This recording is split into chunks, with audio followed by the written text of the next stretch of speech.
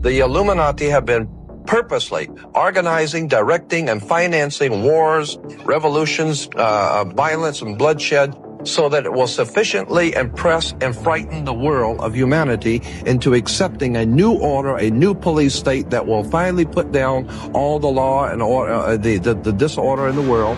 And it is the oldest trick in the book. Our greatest enemy is not in a crack house, it's in the White House. It's not in a bar room, it's in the boardrooms. And so the point I'm making is that we are being manipulated from the very top. And we need to wake up and find out that America is not the land of the free and the home of the brave, because we're not free, and we darn sure ain't brave. Any longer. Well, it's time to wake the town and tell the sheeple. We're being led like sheep to the slaughter. I don't know if you've ever seen sheep go to the slaughter, but they are generally led by a Judas goat. The Judas goat will bring them all the way up the ramp, and right before they drop the trap on the sheep, the Judas goat steps to the side.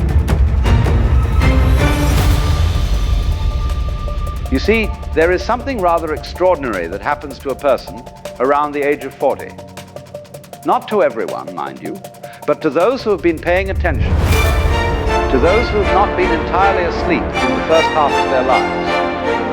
And what happens is this: they wake up, not with a jolt, not with some dramatic revelation necessarily, but with a quiet recognition that everything they thought was important, well, it simply is not.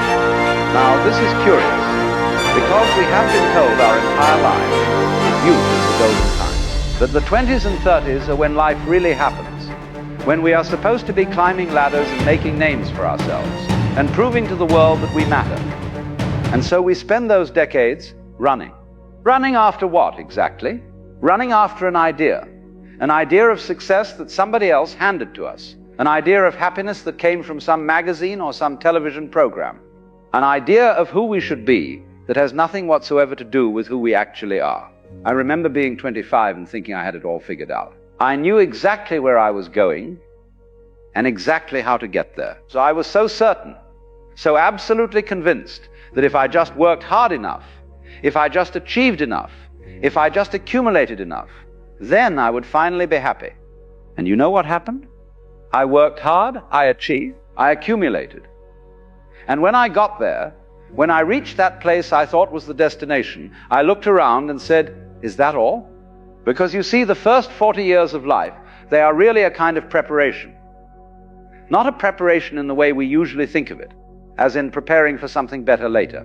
No, it is more like the way a caterpillar prepares to become a butterfly. The caterpillar does not know it is preparing. It is simply living, eating leaves, crawling around, doing what caterpillars do. But all the while, something is building inside it. Something is getting ready. This is what your 20s and 30s are.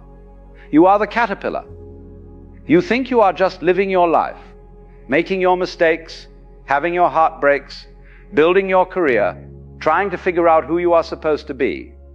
But really, you are gathering material. You are collecting experiences. You are learning lessons that you will not understand until much, much later. When you are young, life feels urgent.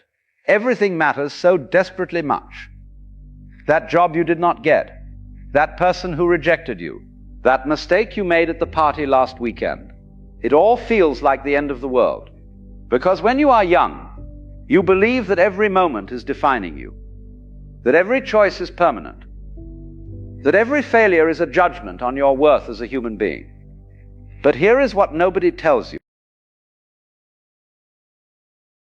What I am telling you is forbidden. This is why my head is mounted on a silver platter, because I'm not supposed to be talking to you about this stuff. White Christians say, oh, 666, the work of the devil. And there's a reason why they say that is because Christianity is a pulpit of propaganda for Freemasonry. But the thing is, 666 is the beast. But the question was, and the question that nobody ever bothered to ask was, who the hell is the beast? The beast is the man. You, me, the next door neighbor. And the beast is the slave, henceforth the consumer slave. There are two kinds of people in the world. So you need to decide what side of the playing field you're on. Those two kinds of people are consumer slave or master investor. All right, this relates to the symbolism here. 777 in between represents transcendence, the trials of life. That path that you go on to stop thinking like a consumer slave and move into the mentality of a master investor, which of course leads you to 888, infinity, godhood. Is what the number 8 represents, infinity in the first place. It is the symbol for infinity. It is a state of completion, and that's why I use the term master investor, because once you get out of the ruts of thinking like a consumer slave or being in the rat race, you start thinking like a master investor, you get on the fast track,